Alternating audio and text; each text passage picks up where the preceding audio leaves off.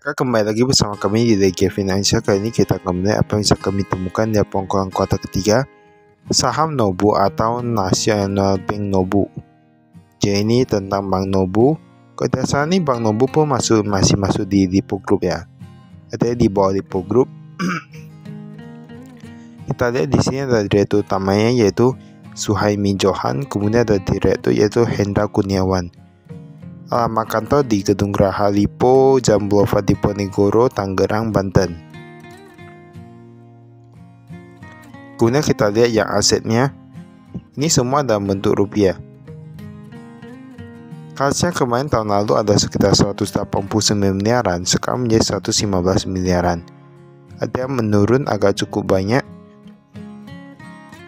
Kemudian kita lihat yang efek-efek meningkat sedikit. Kredit yang diberikan untuk pihak berelasi meningkatnya 133 miliaran menjadi 200 miliaran. Pihak ketiga dari 12 triliunan menjadi 13,4 triliunan. Ini adalah hal yang bagus. Mengapa?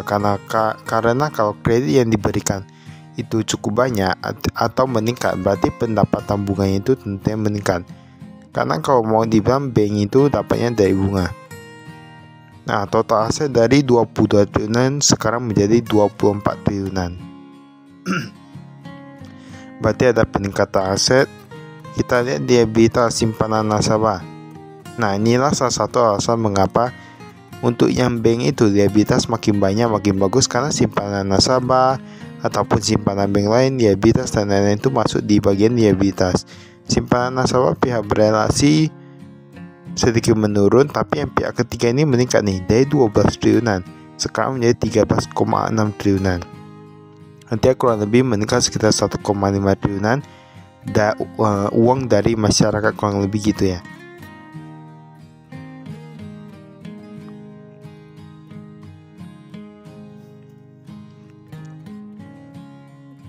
Kita lihat tadi ekuitasnya juga bertambah cukup banyak. Ini pendapatan bunga. Kemarin mereka cuma dapat 800 miliar, sekarang menjadi 1 triliunan kurang lebih. Beban bunga meningkat sedikit, tapi kayaknya pendapatan bunga masih lebih banyak. Untuk kalau yang netonya dari 400 miliaran sekarang menjadi 500 miliaran ya. Beban operasional umum dan administrasi 100-an miliaran menjadi minus 200-an miliaran. Tenaga kerja tampaknya meningkat juga ya, dari 214 miliaran menjadi 248 miliaran. Provisi, komisi dan kredit yang diberikan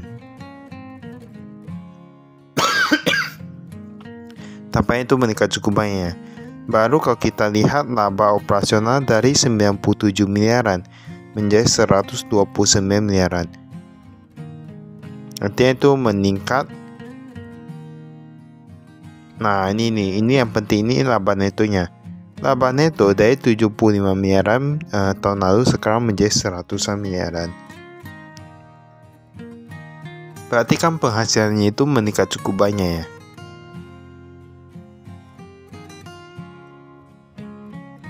Kalau yang ini arus kas. Kita lihat penerimaan bunga provisi dan komisi. Dari 600-an miliaran sekarang menjadi 900-an miliaran. Kalau untuk yang pembayaran bunga, kemarin ada bayar 300-an miliaran, sekarang menjadi bayar 500-an miliaran. Tapi untuk overall kayak masih cukup bagus ya.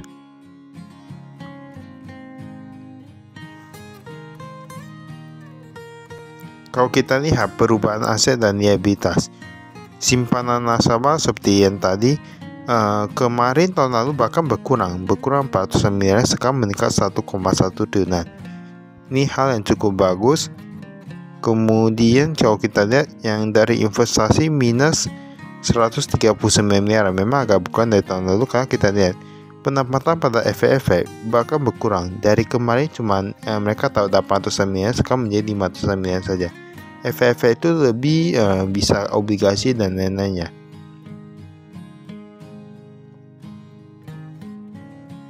Nah, ini ada kas dan setara kas. Kasnya kemarin 91 miliaran, sekarang menjadi 115 miliaran. Giro pada Bank Indonesia mencapai 1 triliunan.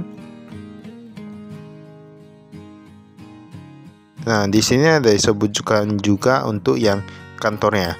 Kalau kita lihat di sini, tampaknya ada penambahan ya. Kantor pusat nomor operasional bertambah 1, kantor cabang bertambah 1, sisanya masih sama.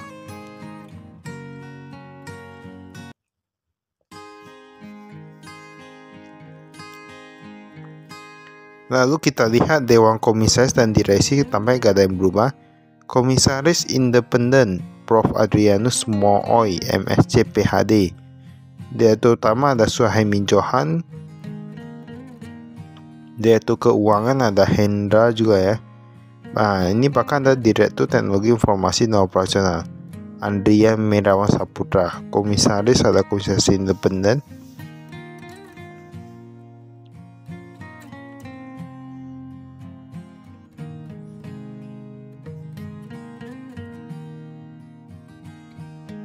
Tapi sebenarnya kalau kami lihat Bank Nobu ini kayaknya jika dia ada sekilas ya, kayak ini bank yang cukup bagus. Karena memang dia peningkatan dari simpanannya, dari kredit yang diberikan dan lain-lain itu kayak masih cukup bagus ya. Nah, ini rupiah. Ini kasnya. Kasnya kemarin ada 184 miliaran, sekarang menjadi 100 miliaran. Ini kemudian yang mata uang asing, nah ini meningkat cukup banyak. Mata uang asing dari 2 miliaran menjadi 12 miliarannya untuk yang USD. Dolar USD meningkat cukup banyak. Kalau dolar Singapura berkurang, kemudian euro meningkat. Pokoknya totalnya itu tahun lalu 189 miliaran, sekarang menjadi 115 miliaran. Itu lebih dipengaruhi dari rupiahnya ya.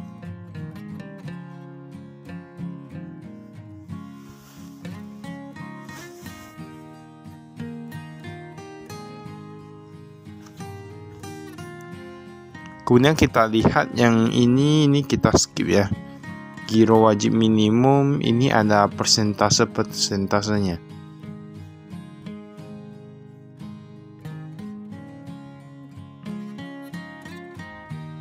Ini kita skip.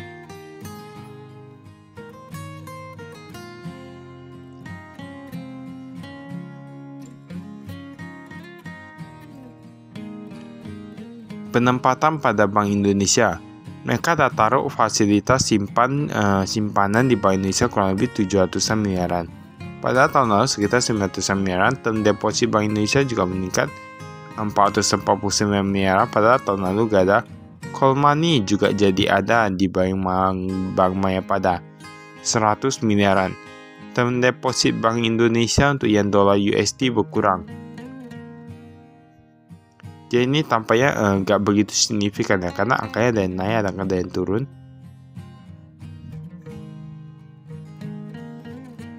Kalau sisa umur jatuh tempo rata-rata kurang dari 1 bulan mungkin untuk cash flow ya.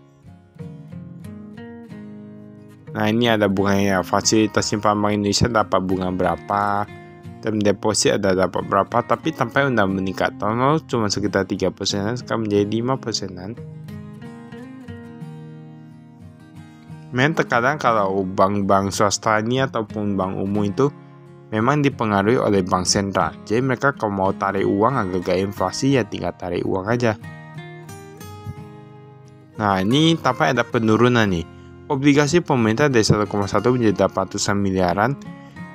Memang kami lihat yang dulu itu pun di bank-bank sebelumnya itu pun banyak yang mengurangi di obligasi pemerintah. Tapi entah kenapa ya. Tapi setahu kami obligasi korporasi yang tadi kita lihat ini memang lebih banyak persenannya. Nah, ini yang wajar melalui penghasilan kompresif lain. Pemerintah Republik Indonesia. Nah, ini tingkat suku bunga rata-rata. Nah, ini. Nah, berarti kalau dia dari sini tampaknya korporasi itu lebih tinggi. Tapi tahun lalu itu masih lebih rendah, dan sekarang udah lebih tinggi. Ini ada disebutkan obligasi semuanya yang mereka miliki.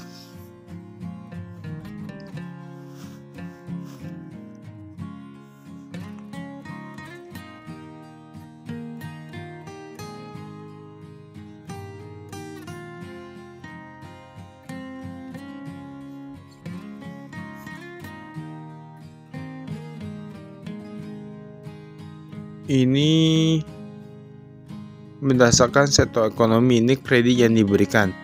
Jadi ini mereka kasih lihat manakah kredit yang lancar, kurang lancar, dan lain gitu ya. Dan tampaknya setahu kami yang paling tidak lancar itu di restoran dan hotel, tapi nanti kita lihat.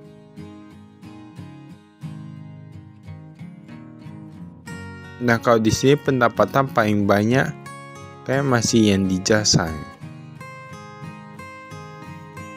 Bisa dilihat ya.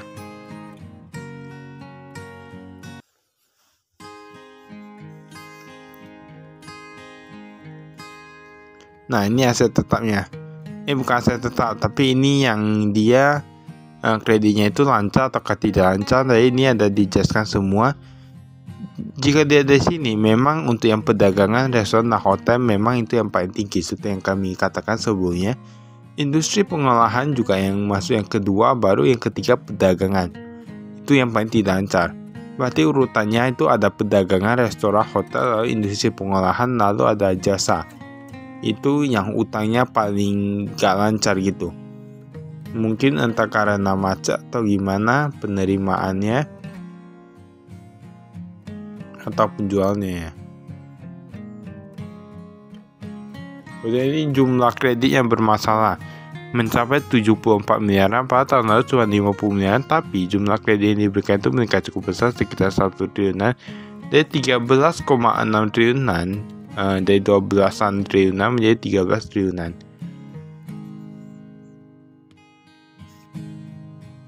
Nah, ini kalau di bank memang agak cukup panjang dibahas semua nih ya.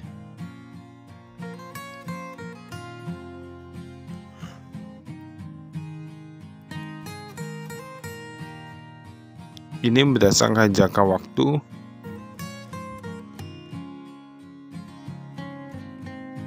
Memang kalau dilihat dari sini, tampaknya Nobu Bank ini cukup bagus. Tapi mau dilihat juga sebelum kita beli sebuah saham itu, kita lihat pemegang sahamnya itu siapa saja dan apakah sudah muncul atau tidak. Ini uang muka dan biaya dibayar di muka. Uang muka proyek teknologi informasi sekitar 56 miliaran, pada tahun lalu cuma 47 miliaran. Renovasi kantor, nah 780 juta kemarin, sekarang menjadi 5 miliaran. 5 miliaran itu angka yang cukup banyak ya kalau mau dibilang untuk renovasi kantor. Nanti tergantung, nengok juga kantornya itu luasnya berapa.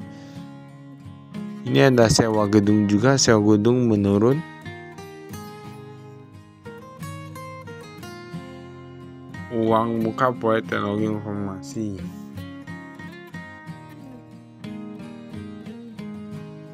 Nah, ini ada aset lain-lain. Pendapatnya masih akan diterima 300-an miliaran, berarti masih ada 300-an miliaran ya. Pak kemarin cuma 200-an miliaran, kemudian tagihan terkait ATM. Ada juga, semuanya ada dijelaskan semua. Ini ada rupiah, mata uang asing itu yang mana-mana aja. Nah, giro ada tabungan juga.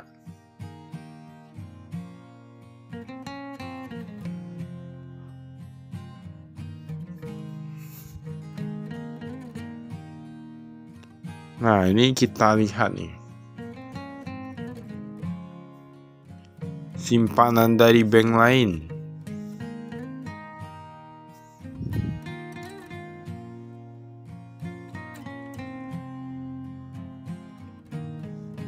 Kalau yang ini untuk yang FVF yang dibeli dengan janji dijual kembali. Artinya ini cuman kemudian jangka pendek ya. Ini agak jangka pendek, tapi terserah. Misalnya kalau mau belajar ataupun gimana bisa lihat.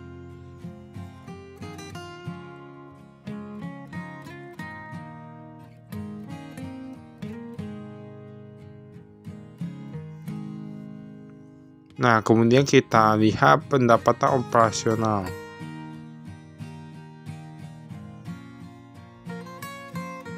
Ini pendapatan bunga. Pendapatan bunga kas yang diberikan tahun lalu sekitar 609, sekarang menjadi 809. Berarti masih cukup oke. Baru FFV mereka ada taruh agak berkurang ya, dari 62 miliaran sekarang menjadi 22 miliaran. Dengan FN dijual kembali sekitar 120 miliaran dari 70 miliaran.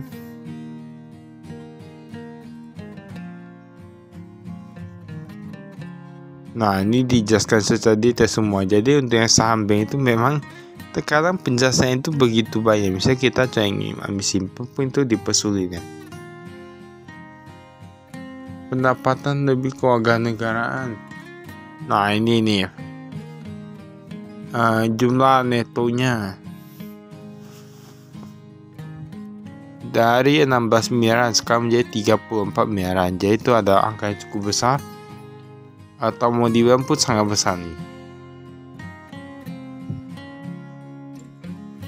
Ini ada bank dan jasa dan asuransi jasa pihak ketiga dari 27 miliaran sekarang menjadi 27 menjadi 29 miliaran. Beban penyesuaian beban penyusutan dari 18 miliar menjadi 26 miliaran. Lalu ada sewa kantor juga. Ini rata-rata miliarannya. Jadi yang bagian-bagian bawah itu kayaknya gak gitu meningkat.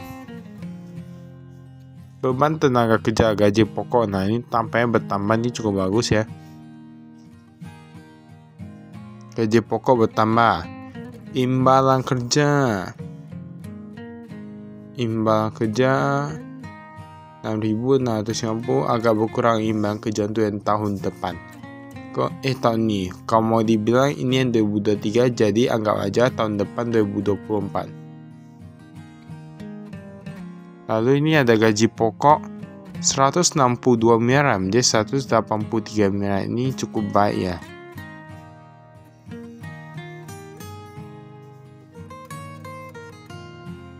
Ini kita skip.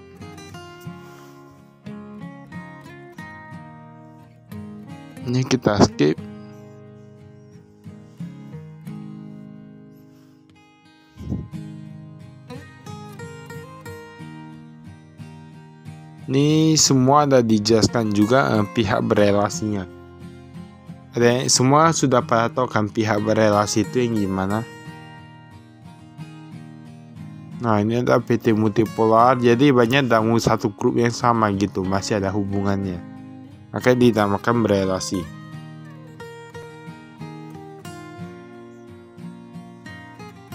Nah, ini nih yang unik.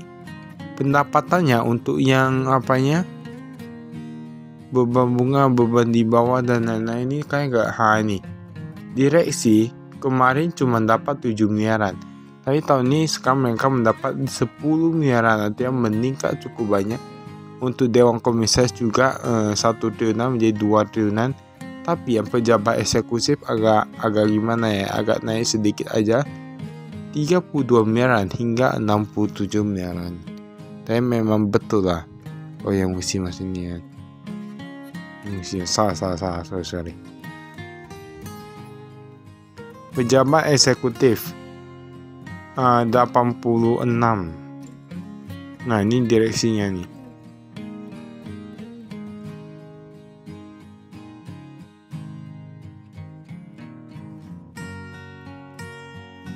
Ini jadi kalau untuk yang laporan keuangan bank itu memang banyak sekali.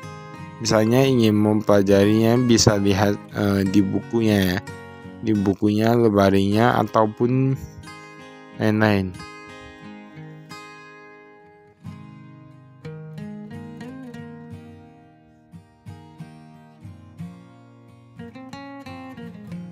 Nah, ini apa nih? Oh, ini ATMR.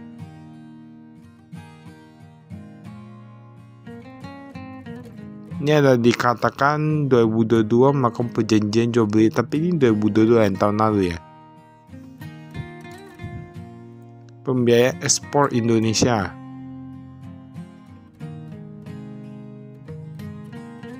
Baiklah, itu saja dari kami. Sekian dan terima kasih. Salam investasi.